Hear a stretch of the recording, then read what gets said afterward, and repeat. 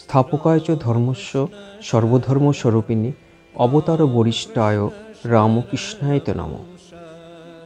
সৃষ্টি হলে যেমন ধ্বংস আছে, ঠিক তেমনি জন্ম হলেও তার মৃত্যু আছে, সেটি ঈশ্বর হোক বা মনুষ্য হোক।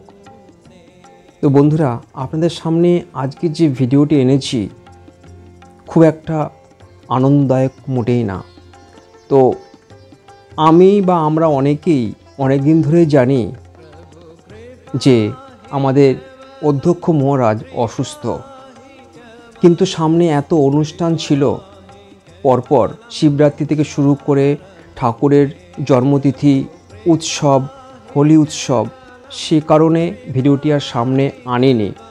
তো বন্ধুরা, আমি নিজে গেছিলাম গত 21শে মার্চ। কোথায়? রামকৃষ্ণ মিশন সেবা প্রতিষ্ঠান অর্থাৎ শিশুমঙ্গলে আমাদের প্রেসিডেন্ট মহারাজকে দেখতে। কিন্তু ওনার দেখা কিন্তু মেলেনি। প্রতিদিন বিকেলবেলায় 4টে থেকে 7টা পর্যন্ত অসুস্থ অবস্থায় তিনি ভর্তি হন রামকৃষ্ণ মিশন সেবা প্রতিষ্ঠানে গত 4 মার্চ, এবং ওনাকে খুব সংকটজনক অবস্থায় ভর্তি করা হয় এবং ভেন্টিলেশনে রাখা হয়। বেশ কয়েকদিনই ভেন্টিলেশনে ছিলেন, তারপরে ওনাকে আইসিইউতে রাখা হয় এবং ট্রিটমেন্ট চলছে। এবং আমাদের দেশের বাইরেও অনেক নামিদামি ডাক্তাররাও এসেছেন এবং আমাদের মিশনের প্রাক্তন ছাত্র বা স্টুডেন্ট ওনাকে দেখতে এসেছিলেন। এবং আমি নিজে ওখানকার এক মহারাজকে জিজ্ঞাসা করেছিলাম যে কেমন আছেন।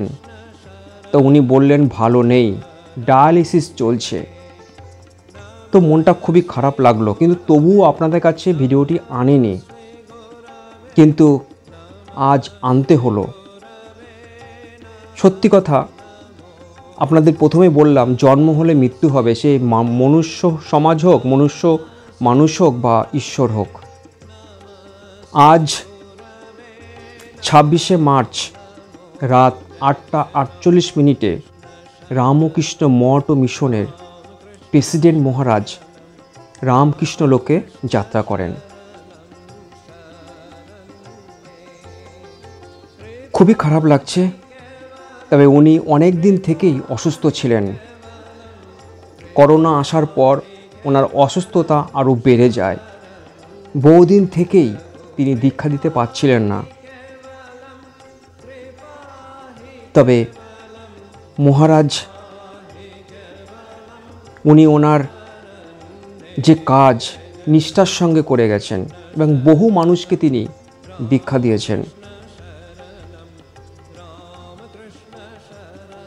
মৃত্যুকালে ওনার বয়স হয়েছে 95 বছর। তো বন্ধুরা, আজকের ভিডিওটি বেশি দীর্ঘায়িত করব না। হঠাৎই খবরটা পেলাম, দূরদর্শন নিউজ যে খবর হয় তার মাধ্যমে খবরটি পেলাম। আমার মনটা খুব ব্যথিত। আমি নিজে দেখতেও গেছিলাম, কিন্তু দেখা হয়নি। উনি খুবই অসুস্থ ছিলেন। চলে গেলেন এক অন্যতম ঈশ্বরের দূত স্বামী শরণানন্দজি। তো বন্ধুরা, আমি নিজে ভিডিওটা করতে গিয়েও আমার নিজে কথা যেন জড়িয়ে আসছে। যাই হোক, ভিডিওটি এখানে শেষ করলাম।